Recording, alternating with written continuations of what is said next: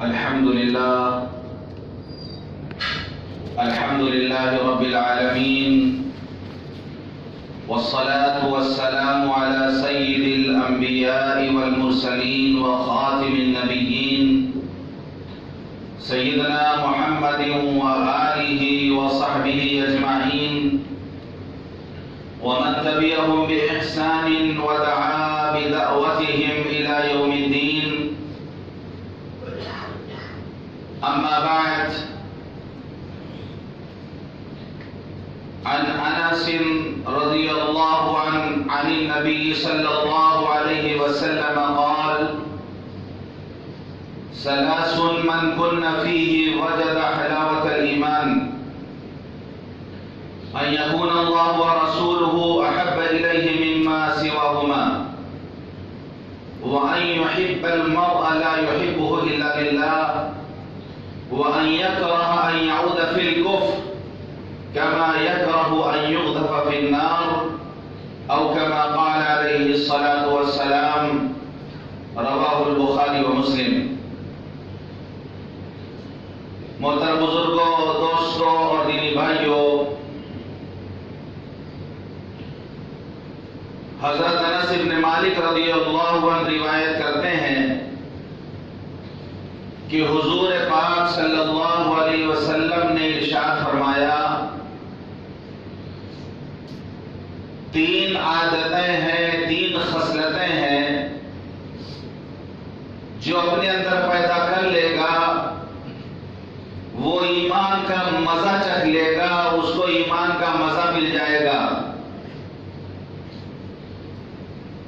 پہلی بات آپ نے فرمائی کہ ان یکون اللہ ورسولہ احب الیہ مما سواہما، کہ تمام لوگوں سے زیادہ اس کو اللہ اور اس کے رسول سے محبت ہو.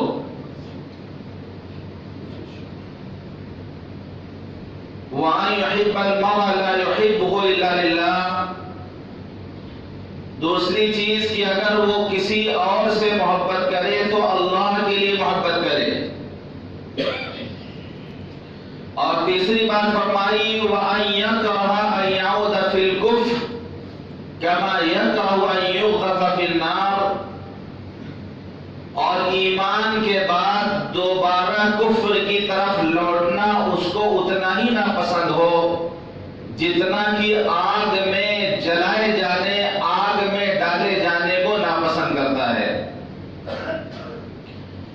یہ تین باتیں جو اپنے اندر پیدا کر لے گا اس کو ایمان کا مزہ مل جائے گا.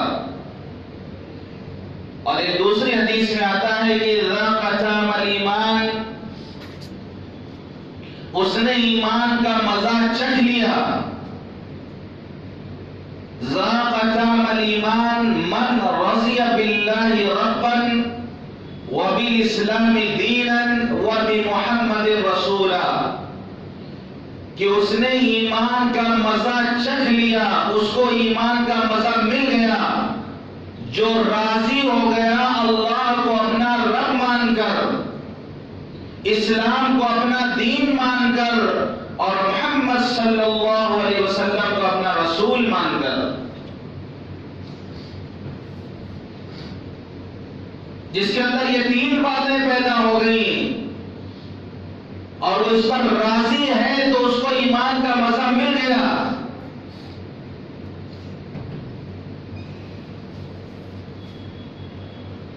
تو ایمان کی دولت سے اللہ نے ہمیں نوازا ہے، اللہ تعالیٰ نے ہم سب کو صاحب ایمان بنایا ہے، اللہ تعالیٰ نے ہمیں ایمان کی دولت عطا فرمائی ہے.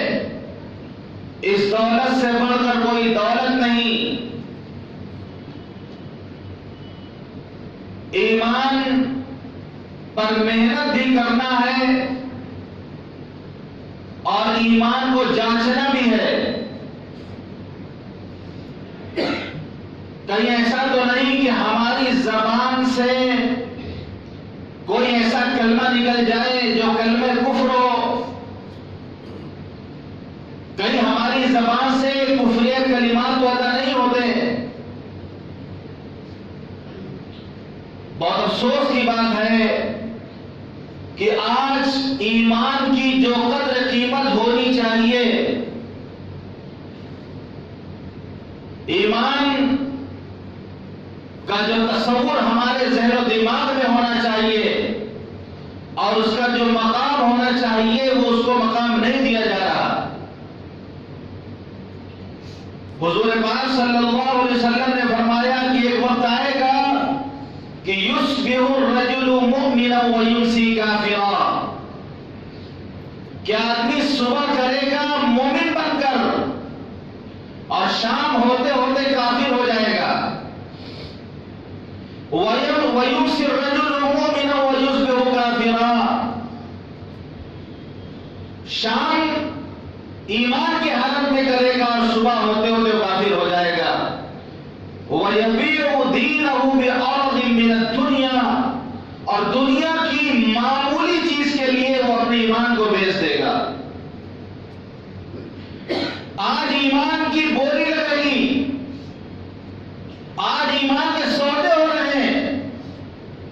ہم اپنے گھر میں اگر مطمئن ہیں، ہم اپنے محلے میں اگر مطمئن ہیں اور ہمیں کسی کی فکر نہیں، آپ فکر کریں ایمان والوں کی. بعض علاقے ایسے ہیں کہ ایمان کا سودا ان کا ہو رہا. بہت افسوس کی بات یہ ہوئی، ایک واقعہ سامنے آیا کہ ایک پورا کا پورا علاقہ مرتد ہو گیا، پورا گاؤں مرتد ہو گیا صرف 10 روپے میں. قادیانیوں نے وہاں جا کے 10 روپے بانٹے اور جتنے مسلمان تھے سب قادیانی بن گئے 10 روپے بانٹ کر.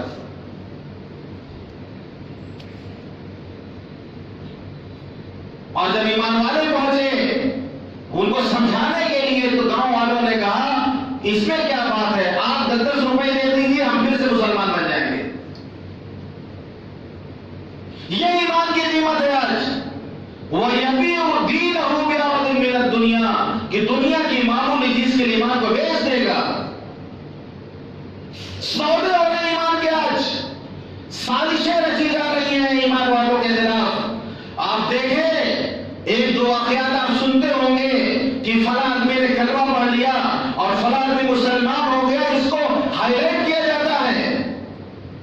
لیکن کتنی مسلمان لڑکیاں ہیں جو غیر مسلم لڑکوں کے ساتھ بھاگ کر شادی کر رہی ہیں.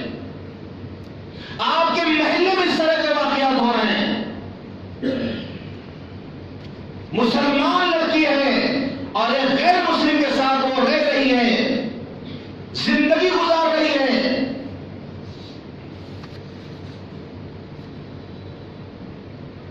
بہت سوچنے والی بات ہے، فکر کرنے والی بات ہے. یہ آج ایمان کو معمولی درجہ دے دیا گیا کہ جو چاہے ووٹ اور نوٹ کے نام پہ آتی اس کو خرید لے ہم سے. جبکہ ایمان کا مقام یہ بتایا گیا کہ وہ کہ اللہ نے جو اس کو ایمان کی دولت دی ہے، ایمان کی دولت ملنے کے بعد دوبارہ کفر کی طرف لوٹنا اس کو اتنا ہی ناپسند ہو جتنا کہ آگ میں ڈالے جانے کو ناپسند کرتا ہے. کہ اگر کسی کو آگ میں ڈالا جائے تو جانا چاہے گا، وہ پوری طاقت صرف کر دے گا، پورا زور وہ لگا دے گا کہ آگ میں نہ گرے، وہ بچنے کی پوری کوشش کرے گا کہ وہ آگ میں ڈال نہیں پائے. لیکن بہت زیادہ کیا ہوگا، اگر آگ میں ڈال بھی دیا گیا تو اس کی جان چلی جائے گی، مر جائے گا وہ، اس کی جان چلی جائے گی. لیکن اگر ایمان کو اس نے سودا کر لیا، اس کا ایمان چلا جائے گا اور پھر ایمان جانے کے بعد ہمیشہ ہمیشہ کے لیے جہنم کی آگ میں جلے گا.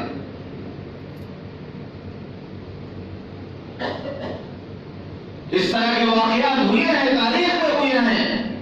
حضرت ابراہیم علیہ السلام کا واقعہ سب جانتے ہیں کہ نمرود نے ان کو آگ میں ڈالا اور آگ گلے گلزار بن گئی، یہ تو سب جانتے ہیں. ان کے بعد بھی اس طرح کے واقعات ہوئے اور ایمان والے ڈٹے رہے، ایمان والے جمے رہے.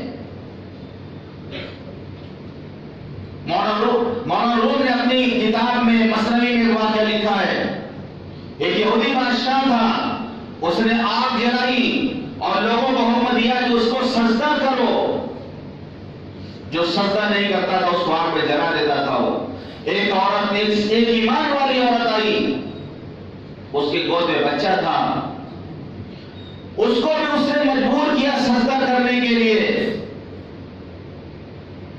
اس نے اس کو مجبور کیا سجدہ کرنے کے لیے، اس نے سجدہ کرنے سے انکار کیا تو بادشاہ نے حکم دیا کہ اس کے بچے کو اس کے گود سے چھین کر آگ میں ڈال دیا گیا۔ ایک ماں کی محبت کا اندازہ لگائیے کہ اس کی آنکھوں کے سامنے اس کے بچے کو چھین کر آگ میں ڈال دیا جائے اور پھر اس کو مجبور کیا جاتا ہے کہ تو سجدہ کر، لیکن بچہ آگ کے اندر سے بولتا ہے کہ اے ماں تو سجدہ مت کرنا۔ آگ کے اندر سے بچہ کہتا ہے کہ اے ماں، جو ایمان کی دولت اللہ نے تجھے دی اسے مت چھوڑنا، اس کو سجدہ مت کرنا۔ تو کیا سمجھتی ہے کہ میں آگ میں جل رہا ہوں؟ میں تو بہت مزے میں ہوں، اے ماں تو بھی آگ کے اندر آ جا۔ ابراہیم علیہ السلام کا واقعہ تو نے سنا ہوگا، آگ کے اندر دیکھ لے، یہاں اس کا نمونہ اپنی آنکھوں سے دیکھ لے۔ اے ماں تو بھی آگ کے اندر چلی آ، یہاں اللہ کے کرم کا دسترخوان لگا ہوا ہے، بادشاہ کے ظلم کو تو نے دیکھ لیا، اے ماں تو بھی آگ میں آ جا کہ اللہ کے کرم کو تو دیکھ لے۔ ماں نے بھی آگ میں چھلانگ لگا دی اور جتنے صاحب ایمان تھے سب ایک کے بعد نکلے، آگ میں کودنے لگے، آگ میں چھلانگ لگانے لگے۔ آگ نے کسی کو نہیں جلایا اور وہ بادشاہ رسوا ہوا، وہ بادشاہ خود شرمندہ ہوا کہ ایمان والوں پر جو اس نے محنت کی، ایمان والوں کو جو اس نے مجبور کیا، لیکن ایمان والے اپنے ایمان پر ثابت قدم رہے تو اللہ نے ان کی مدد فرمائی۔ اقبال نے کہا ہے آج بھی ہو جو براہیم سا ایمان پیدا، آج بھی ہو جو براہیم سا ایمان پیدا، آگ کر سکتی ہے انداز گلستہ پیدا۔ کہ وہ ایمان اپنے اندر پیدا کرو، وہ ایمان اپنے اندر پیدا کرو۔ یہ آگ بھی تو اللہ ہی کے غلام ہے، یہ آگ جو حضرت ابراہیم علیہ السلام کے لیے ٹھنڈی ہو گئی تھی، آج بھی اگر کوئی صاحب ایمان اپنے اندر وہ صفات پیدا کر لے، وہ ایمان اپنے اندر پیدا کر لے تو آج بھی آگ گلے گلزار بن سکتی ہے۔ آج بھی ہو جو براہیم سا ایمان پیدا، آگ کر سکتی ہے انداز گلستہ پیدا۔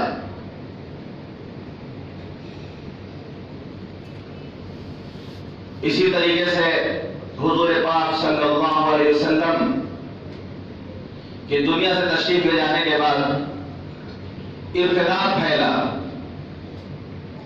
مرتد ہو گئے لوگ اور بہت سارے لوگ پیدا ہوئے جنہوں نے نبوت کا دعویٰ کر دیا۔ مسیلمہ کذاب پیدا ہوا، اس نے نبوت کا دعویٰ کیا۔ یمن میں اسود انسی، اس نے نبوت کا دعویٰ کر دیا اور اس کے ماننے والے بھی لوگ تیار۔ تعجب کی بات یہ ہے جتنا بھی جھوٹا کوئی کیوں نہ ہو، اگر وہ کسی چیز کا دعویٰ کر دیتا ہے تو اس کے ماننے والے 2، 5، 10، 15 مل ہی جاتے ہیں اس کو۔ آج کے زمانے میں کہ دنیا کتنی ترقی کر گئی ہے، لوگ پڑھ لکھے ہیں، جہالت بہت کم رہ گئی ہے۔ آج بھی دیکھیں آپ عجیب عجیب پیر آپ کو نظر آئیں گے، یعنی آپ دیکھیں تو اس بری طریقے سے پیر بیٹھا ہوا ہے اور جو سارے مریدین ناچ رہے ہیں اس کے سامنے، وہ خالی چھو لیتا ہے، بجلی میں اتنی کیا پاور ہوگی، کیا کرنٹ ہوگا، وہ کیا خالی چھو لیتا ہے، سر پر ناچنے لگتا ہے۔ ایک کو دیکھا کہ وہ ٹینٹ لگا ہوا تھا، وہ جو ہے اس کے جو ہے یعنی ٹینٹ کا جو لوہا تھا اس کے اوپر چڑھنے کا بندہ کی طرح کود کود کر کے، یعنی وہ اپنے آپ پہ قابو نہیں پا۔ پیر کے اندر اتنا پاور کہ وہ خالی چھو لیتا ہے تو وہ جو ہے اس کے اوپر چڑھ جا رہا بندہ کی طریقے سے، سینا پیٹ کود کود جا رہے ہیں، عجیب تماشا کر رہے لوگ۔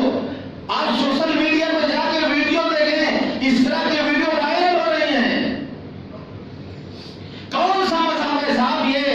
غیر ان تمام ویڈیو کو دیکھ کر اسلام کے بارے میں کیا تصور کرتے ہوں گے؟ ابھی ایک تازہ ویڈیو آئی ہے، ایک پیر صاحب دلہن بن کے بیٹھے ہوئے ہیں، آپ لوگوں نے دیکھا ہوگا. پیر صاحب ہیں دلہن بنے ہوئے، دلہن والے پیر ہیں وہ، نعوذ باللہ. اور رات میں ان کی سواری نکل رہی ہے اور لوگ پیچھے لگے ہوئے ہیں. کمال کی بات یہ کہ ہر ایک جگہ پیسہ سب لیتے ضرور ہیں، جو بھی ہو، لیکن مال ضرور بٹور رہے ہو. مین چیز یہ پیسہ. اگر لوگ پیسہ دینا بند کر دیں، یہ سارے ڈھونگی ختم ہو جائیں گے.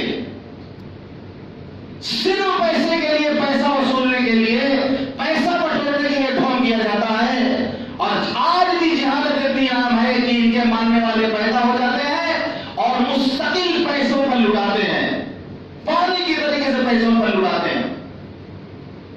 پیر ہیں، اللہ سے کا تعلق ہے، بہت گہرا تعلق ہے. آپ کو اگر ایسا لگتا ہے تو یہ مال دیجیے کہاں سے آتا ہے؟ پیسہ دینا لوگ اگر بند کر دیں، یہ سارے خرافات خود بخود ختم ہو جائیں. یہ اسلام کی شبیہ کو بگاڑا جا رہا، اسلام کے چہرے کو مسخ کیا جا رہا کہ غیر دیکھتے ہوئے ویڈیو تو ہنستے ہوں گے. یہ ہے مسلمان اور یہ ہے ان کا اسلام.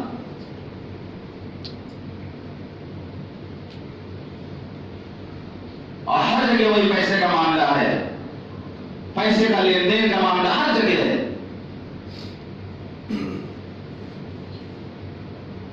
تو حضور پاک صلی اللہ علیہ وسلم کے دنیا سے تشریف لے جانے کے بعد ارتداد پھیلا، مدعی نبوت پیدا ہوئے. وہ لوگوں نے نبوت کا اعلان کیا تو ان کے ماننے والے بھی پیدا ہوئے.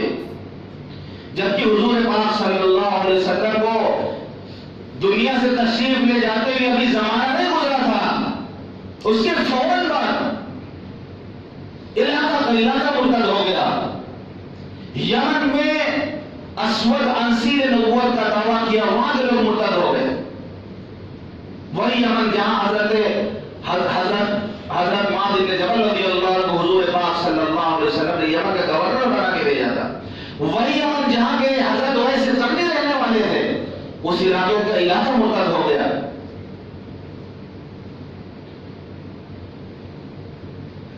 بعض لوگوں نے لکھا ہے کہ حضور پاک صلی اللہ علیہ وسلم کے غلام حضرت زید بن حارثہ رضی اللہ عنہ، جو غلامی میں حضور پاک صلی اللہ علیہ وسلم کی خدمت میں آئے تھے، اور جب ان کے والد اور ان کے چچا ان کو تلاش کرتے ہوئے مکہ پہنچے اور جا کے حضور پاک صلی اللہ علیہ وسلم سے درخواست کی کہ میرا بیٹا آپ کی غلامی میں ہے، آپ میرے بیٹے کو واپس کر دیں، تو حضور پاک صلی اللہ علیہ وسلم نے حضرت زید کو اختیار دیا تھا کہ زید سے بات کر لو، اگر وہ آپ کے ساتھ جانا چاہتا ہے تو اپنے ساتھ لے جائیے، اگر وہ ہمارے ساتھ رہنا چاہتا ہے تو اس کو مجبور نہ کرنا. والد چچا بہت خوش ہوئے کہ کون بیٹا ہوگا جو باپ کے ساتھ جانا پسند نہ کرے.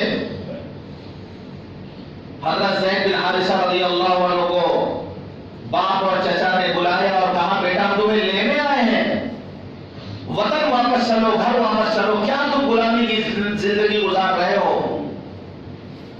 تو حضرت زید بن حارثہ رضی اللہ عنہ نے انکار کر دیا کہ ابو ہم آپ کے ساتھ نہیں جائیں گے، ہم جس کی غلامی میں ہیں ہمیں ان کی غلامی پسند ہے.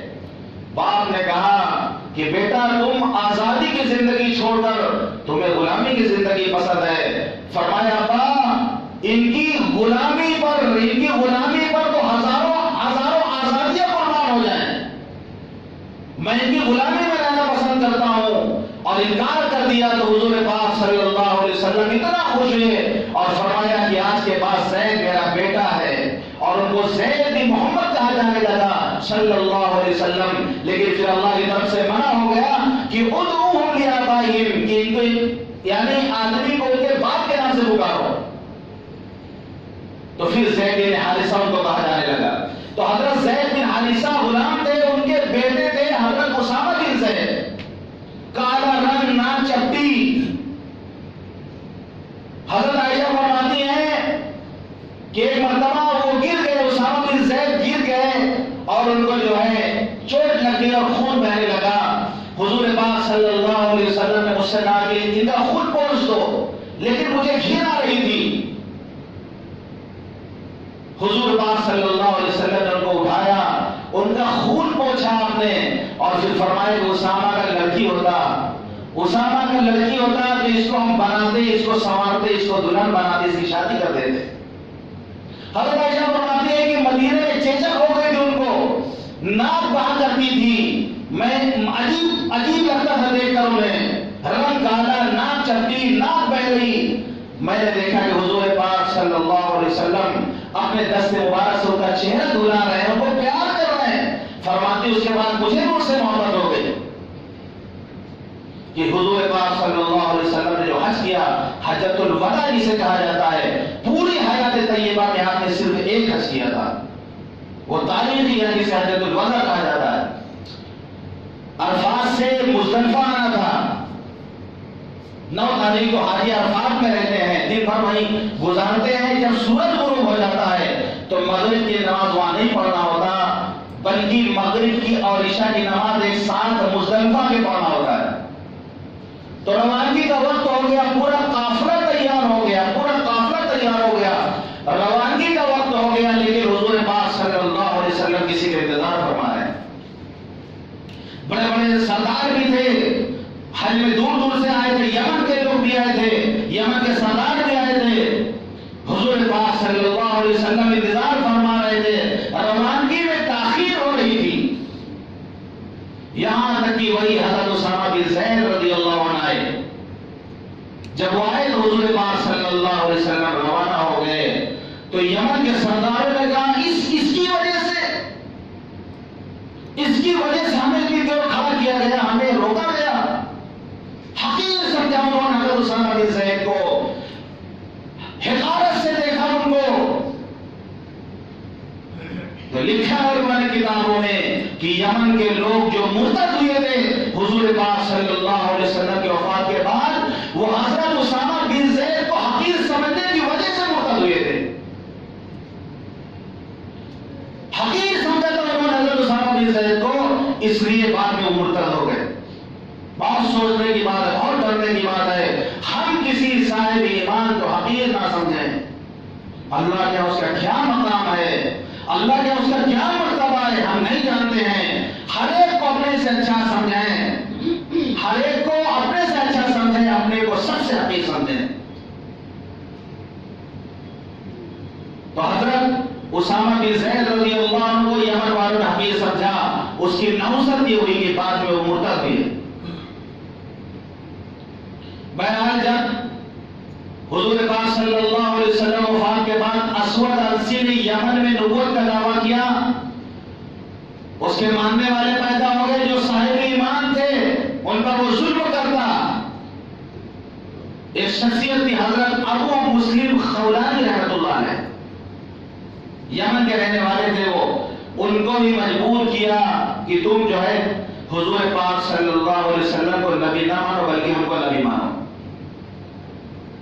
انہوں نے انکار کیا، بڑی شخصیت تھی وہاں کی، انہوں نے انکار کیا تو اسود عنسی نے ان کو آگ میں ڈالا، آگ کا علاوہ تیار کیا، ان کو آگ میں ڈالا۔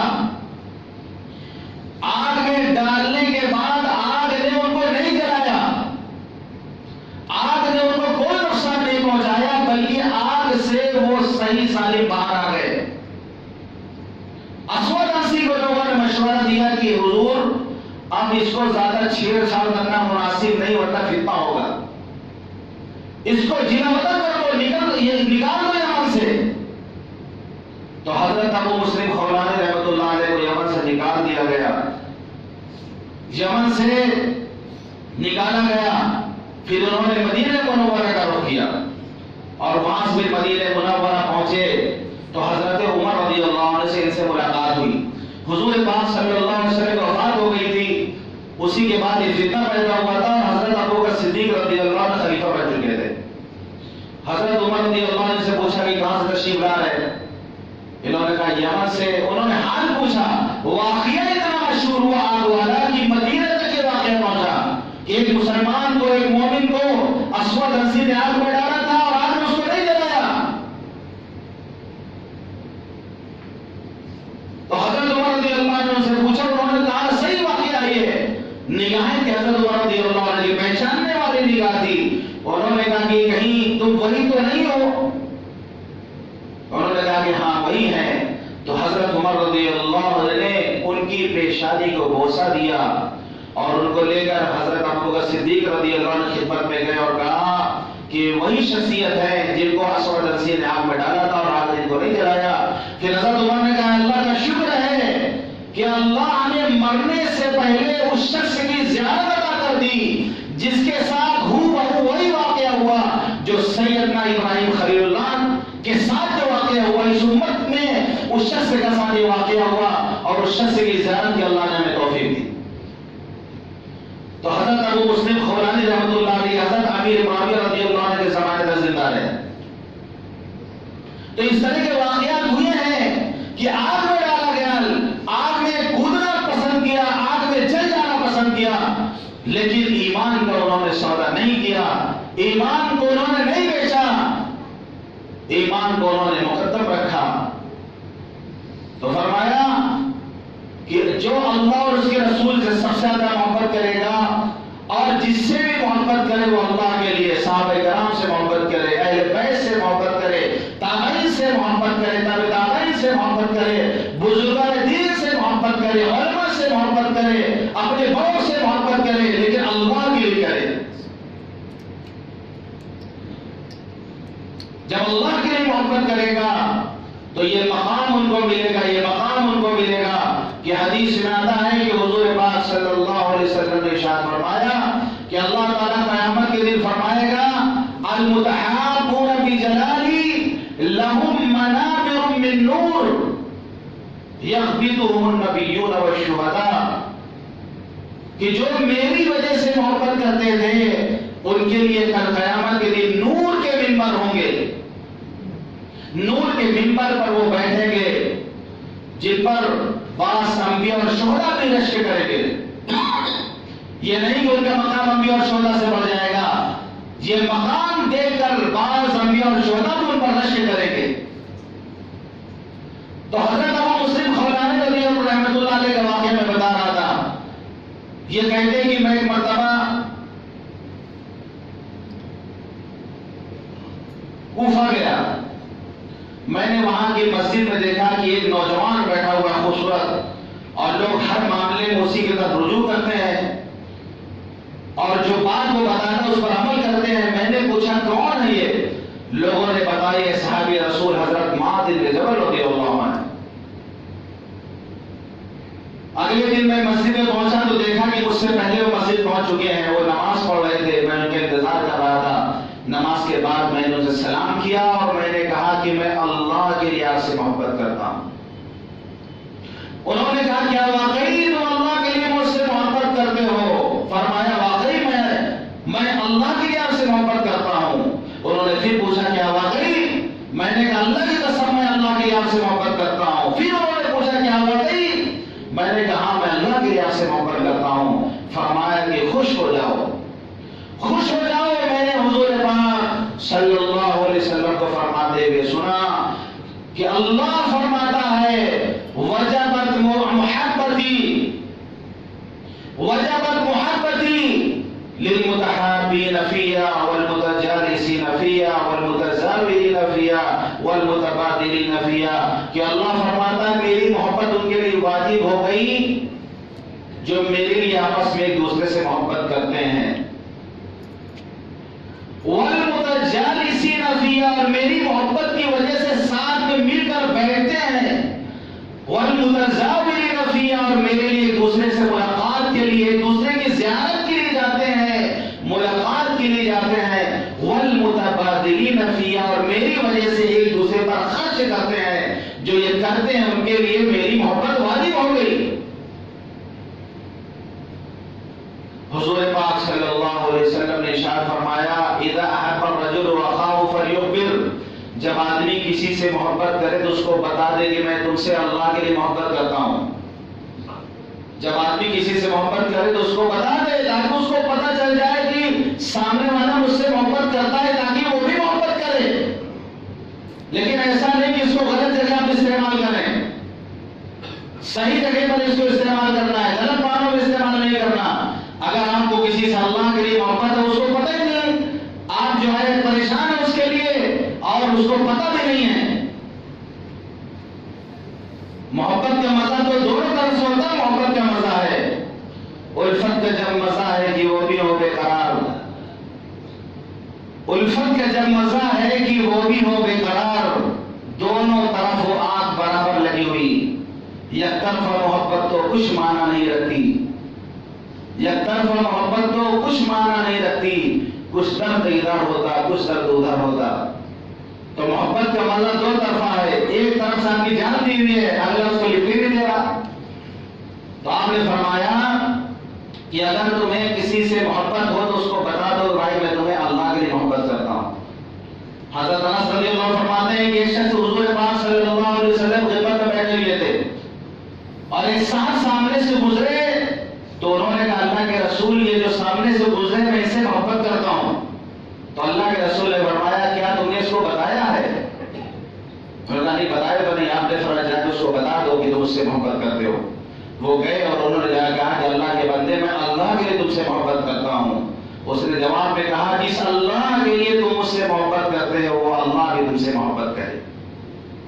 تو ہم اللہ کے لیے محبت کریں، جس سے بھی محبت کریں اللہ کے لیے کریں اور اگلے کو بتا بھی دے، اظہار بھی کریں کہ ہم محبت کرتے ہیں آپ سے، جیسے کہ حضور پاک صلی اللہ علیہ وسلم نے حضرت معاذ سے فرمایا انی لأحبک یا معاذ، اے معاذ میں تم سے محبت کرتا ہوں۔ آپ نے بتایا کہ میں تم سے محبت کرتا ہوں اور ایک چیز بتاتا ہوں کہ ہم نماز کے بعد اس دعا کو پڑھنا رب اعینی علی ذکرک و شکرک و حسن عبادتک۔